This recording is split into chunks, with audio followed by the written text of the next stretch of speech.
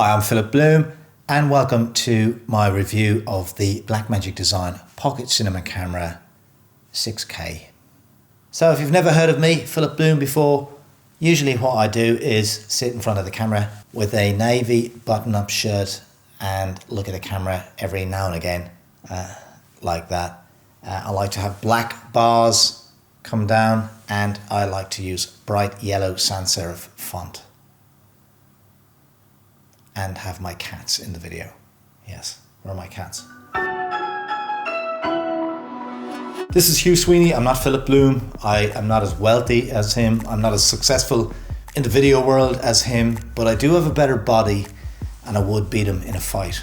But here tonight, I'm going to talk to you about the good and the bad and the downright ugly of the new Blackmagic Pocket Cinema Camera 6K.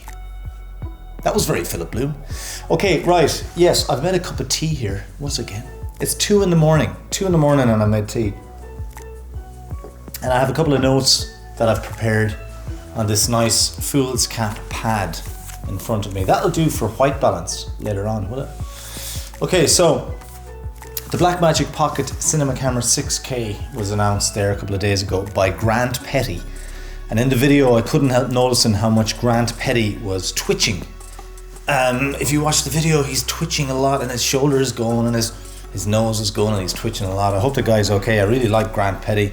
I did do a video a few months ago about how I thought the 4K Pocket Cinema Camera was made too cheaply. I still stand with that view. I'm not changing it. I do think that, I wish Blackmagic had sort of, made a slightly better version of that camera. Anyway, I'm going to get right down to it today and share with you what I like about the 6K camera from Blackmagic, the new one, the new Pocket Cinema Camera.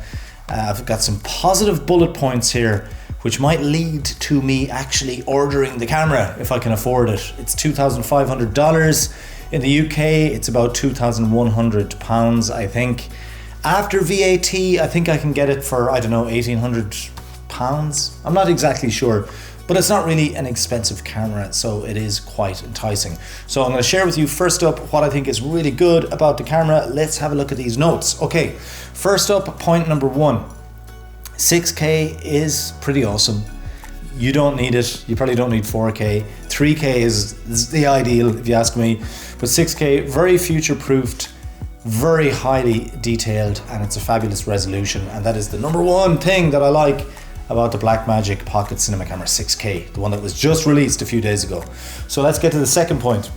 The camera comes with fantastic codecs. The BRAW, their new modern RAW format, is very, very good. It's very user-friendly with DaVinci Resolve, but in its price range, $2,500 to be able to shoot RAW, pretty much uncompressed, pixel on pixel resolution is absolutely fantastic. So that is a major plus point. One of the things that put me off about the 4K Blackmagic Pocket camera was the fact that it was MFT and that I have all Canon glass, I've built up Canon glass, full frame glass.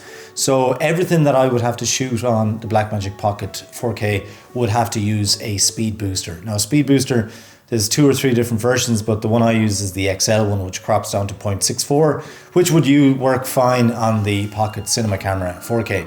But I'm kind of sick of using speed boosters. You are using a whole new adapter full of glass. I think there's something lovely about just using the pure glass of the lens straight onto the sensor.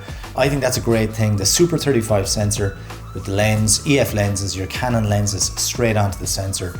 And of course you can also use the APS-C lenses, your crop lenses from your crop Canon cameras, your APS-C cameras. Another major plus point for the Blackmagic 6K pocket camera is the fact that it's, coming from the 4K camera, which has amazing color science.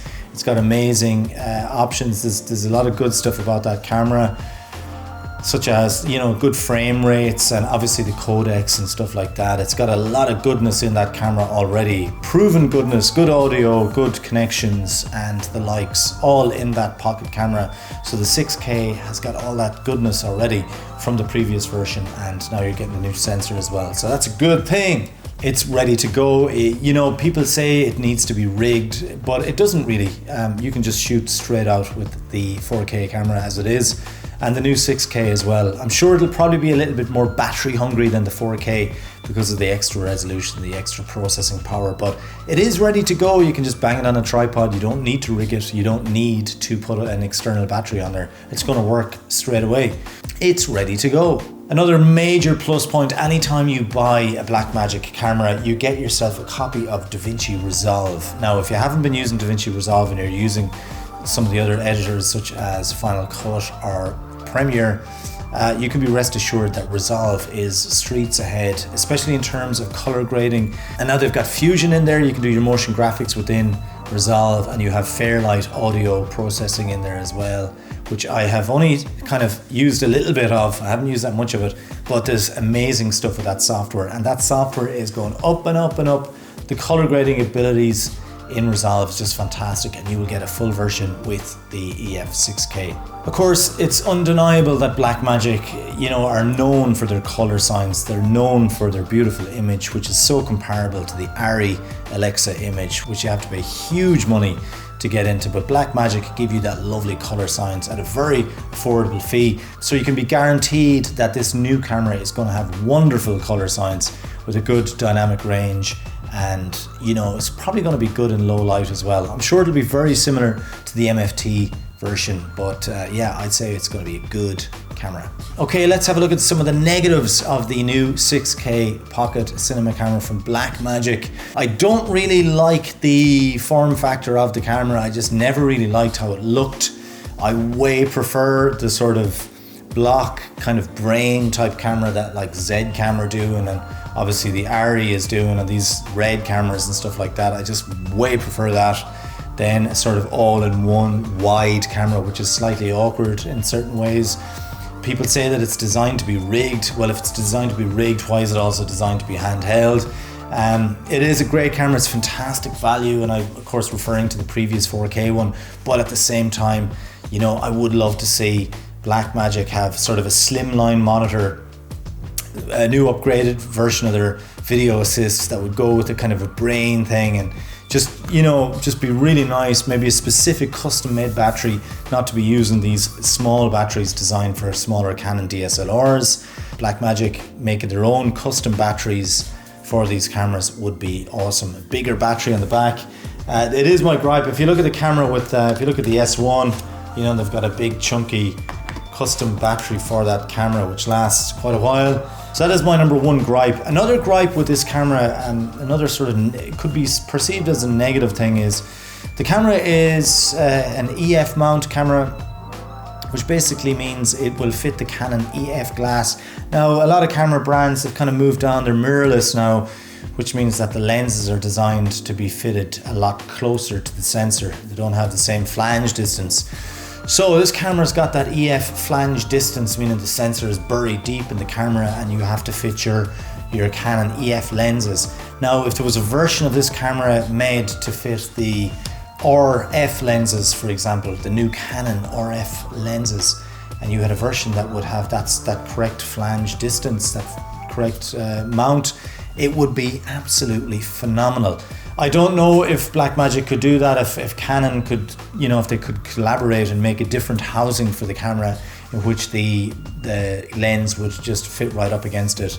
I think that'd be amazing. Could you imagine using the new 50 to 80 1.1 f-stop 1.1 aperture lens on the Blackmagic camera? It would be absolutely fantastic. You'd get an insane depth of field on that Super 35 sensor, as well as using other types of lenses, like perhaps they could make it so that you have a bolt on, let's say, mount. You could have the Leica M mount, or you could have the, as I said, the RF mount. I'm not sure, I don't know enough about the technical side of it to elaborate on that, but yeah, for now you're stuck with that EF sort of mount, so you will use your EF lenses, which for me isn't really a big problem because those are my lenses.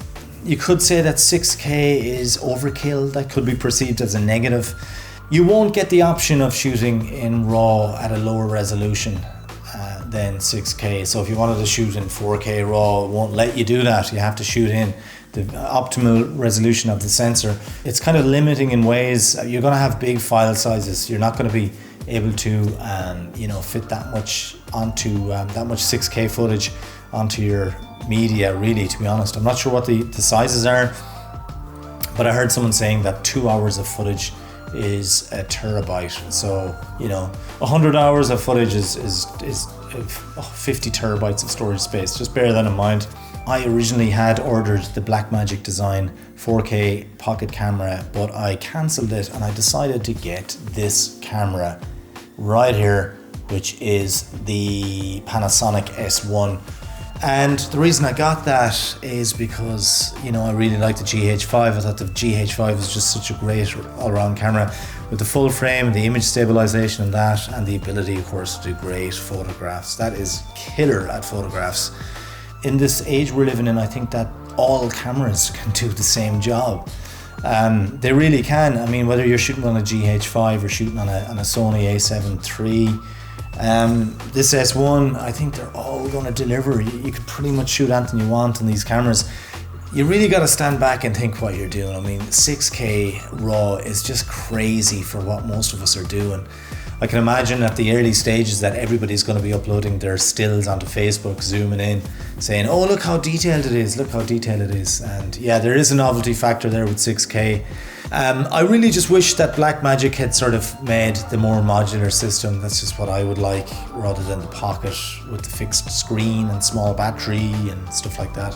I'd love to see them doing the sort of Z-Cam stuff. Yeah, Z-Cam, they have a version, Super 35 version for about $3K, $3,000, which is a little bit more, and you don't get your resolve with that as well. Z-Cam also have a full frame 6K sensor camera, which is about $5,000. Again, you need to accessorize it a little bit. 75 frames per second in 6K, the Z-Cam will deliver. They do have a Z-RAW, which is their own type of RAW. I don't think Z-Cam are in the same league as Blackmagic Design with their other products. I think they're quite limited. They seem to have some good cameras, really interesting cameras, but they don't seem to have the other sort of componentry and accessories that Blackmagic Design have. Thank you for watching the video. I'm going to leave it at that, and I'm going to go to bed because it's 2:30 a.m. now in the morning and my two eyes are like burned holes in a blanket. I'm really tired, so it's a bit of sleep for me. And thanks for watching the video. Do subscribe if you like cameras and you like filmmaking and the likes. I have some kind of cool videos there. You can have a look through my videos. Drop me a message on Facebook if you want, facebook.com/Hugh Sweeney Filmmaker, and I'm on Instagram as well, so look me up there. And above all else, give me a thumbs up if you can, and please subscribe as well. That would mean an awful lot. And until the next video, it's over and out from me, and goodbye for now.